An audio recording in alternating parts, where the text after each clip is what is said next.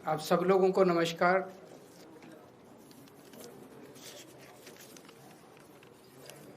प्रधानमंत्री जी ने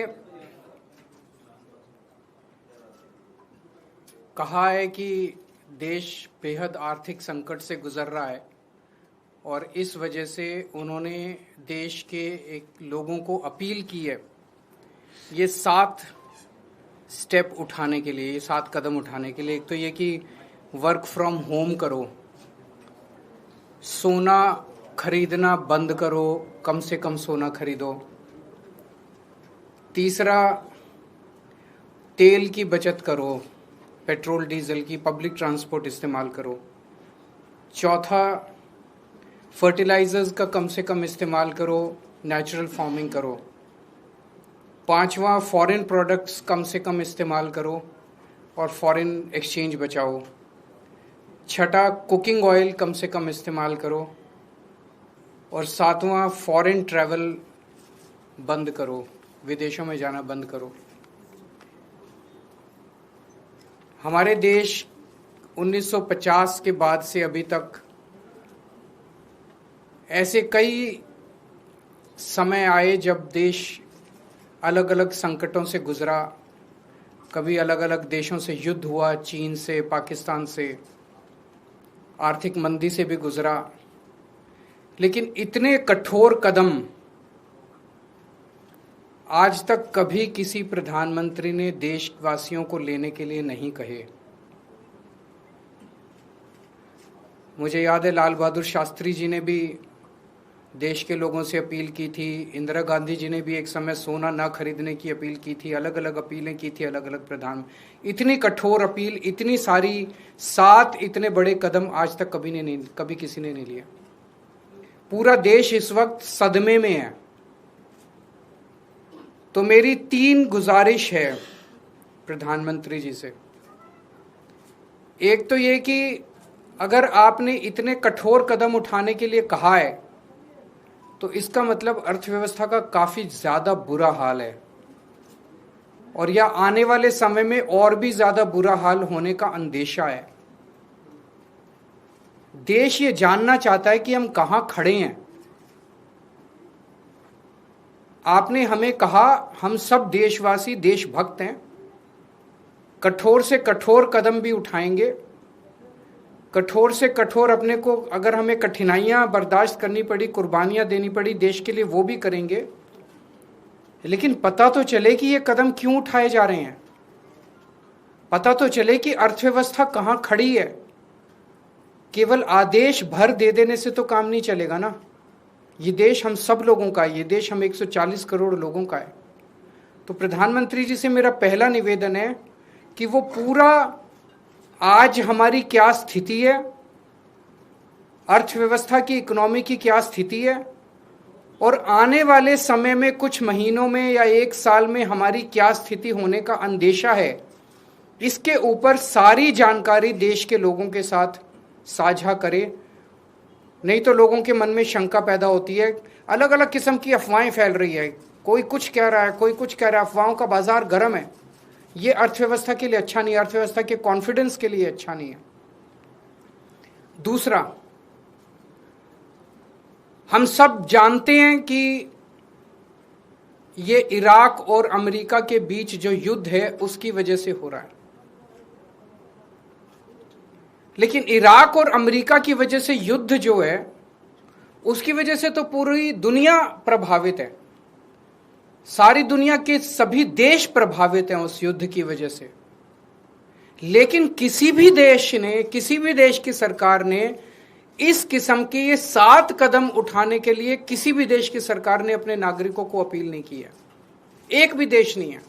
किसी ने कुछ एक स्टेप, किसी ने 2 स्टेप, किसी ने, लेकिन ये 7 इतने कठोर कदम उठाने के लिए एक भी देश की सरकार ने अपने नागरिकों को अपील नहीं की है।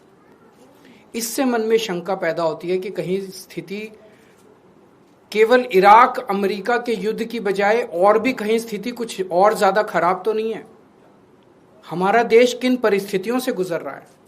तो दूसरी मेरी मोदी जी से प्रार्थना है कि देश के लोगों को बताए कि जो कदम किसी भी देश ने नहीं उठाए, सभी देश प्रभावित हैं।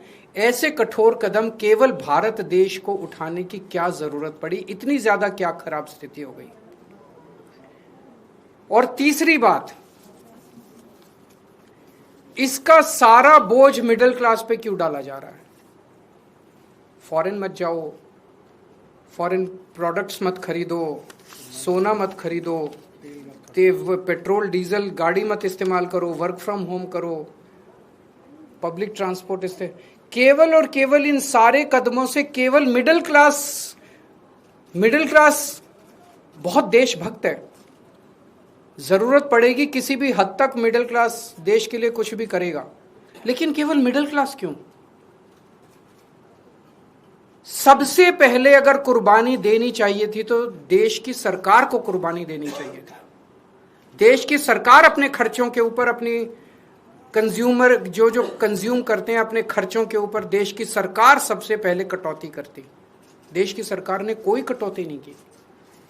उसके बाद देश के प्रधानमंत्री और सारे मंत्री मिलकर अपने अपने खर्चों पे और कंजम्पशन पे कटौती करते।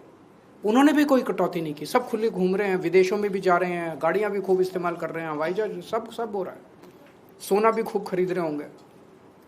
उसके बाद अगर बनता था तो अफसरों के ऊपर, अफसरों से उम्मीद की जाती कि अफसरशाही जो है वो कुछ कुर्बानी करेगी। उसके बाद उम्मीद थी देश के अल्ट्रा रिच, जिनमें मोदी जी के कुछ दोस्त हैं, उनसे भी एक अपील करते मोदी जी की अडानी जी भी कुछ कुर्बानी करें, और जो देश के अल्ट्रा खरबपति अरबपति हैं वो भी कुछ करो। उनसे भी कोई अपील नहीं की गई। केवल और केवल देश की मिडिल क्लास से ये अपील की गई। इस बात का दुख होता है। मैंने पिछले 2 दिन में कई लोगों से बातचीत की, उन्होंने कहा हम करेंगे देश के लिए कुर्बानी, लेकिन केवल हम क्यों?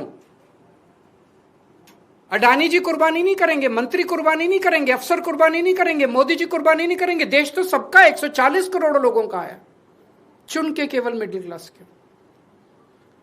तो हम सब लोग तैयार हैं, जो भी देश के लिए करने की जरूरत है हम सब तैयार हैं, लेकिन चुन के मिडिल क्लास को टारगेट ना किया जाए और देश के साथ सारी इंफॉर्मेशन साझा की जाए। अगर आपके कोई प्रश्न है तो। सर, नीट का एग्जाम जो है वो रद्द करना पड़ा है। सबसे पहले मैं उन लाखों बच्चों को और उनके पेरेंट्स को अपनी तरफ से पूरी संवेदना देना चाहता हूं जो इस परीक्षा के रद्द होने से प्रभावित हुए हैं। मैंने भी अपनी ज़िंदगी में आईआईटी का पेपर दिया था पहले, फिर सिविल सर्विसेज का पेपर दिया था। मैं जानता हूं कि किस तरह से कठोर तपस्या करनी पड़ती है। हमारा एक छोटा सा घर होता था वहाँ पे हिसार में, ऊपर एक छोटा सा कमरा बनवा लिया था। 24 घंटे उस कमरे में बैठा मैं तैयारी करता रहता था। फॉर्चुनेटली उन दिनों में पेपर लीक नहीं हुआ करते थे। इतना गरीब परिवार होते हैं वो गरीब परिवार, कोचिंग इतनी महंगी है, कोचिंग करने के लिए कई लोग दिल्ली आके रुकते हैं, दिल्ली में किराए की जगह लेते हैं बच्चे, अपने माँ बाप, कई लोगों के माँ बाप अपनी सोना गिरवी रख देते हैं, ज़मीन बेच देते हैं बच्चे को कोचिंग कराने के लिए, और उसके बाद अगर पेपर लीक हो जाए तो उससे बड़ा मैं समझता हूँ कि धोखा किसी के साथ नहीं हो सकता। और ये नीट का पेपर पहली बार लीक नहीं हुआ, मेरे ख्याल से एक बार 17 में हुआ था, एक बार 21 में हुआ था, फिर एक बार 24 में हुआ था, और एक बार अब लीक हुआ है। 4 बार पेपर लीक हो चुका। तो पेपर ऐसे तो लीक होते नहीं है।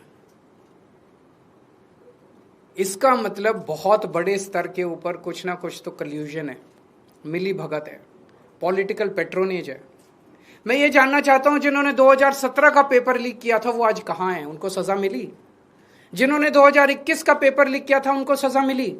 जिन्होंने 2024 का पेपर लीक किया सबकी बेल हो गई, सारे बाहर हैं, सबको कह दिया गया अब अगले पेपर के लीक करने की तैयारी करो। और वो कर रहे हैं, पेपर लीक पे लीक पे। ये चल क्या रहा है इस देश के अंदर? और मैं पूरी जिम्मेदारी के साथ कहता हूं, सरकार चलाना कोई आसान काम नहीं है, सरकार चलाना बहुत मुश्किल काम है। जिन लोगों से एक पेपर ठीक से नहीं होते बिना लीक करवाए, वो सरकार क्या चलाएंगे? मिले हुए हैं ये लोग। It is a case of complete कल्यूजन। लाखों करोड़ों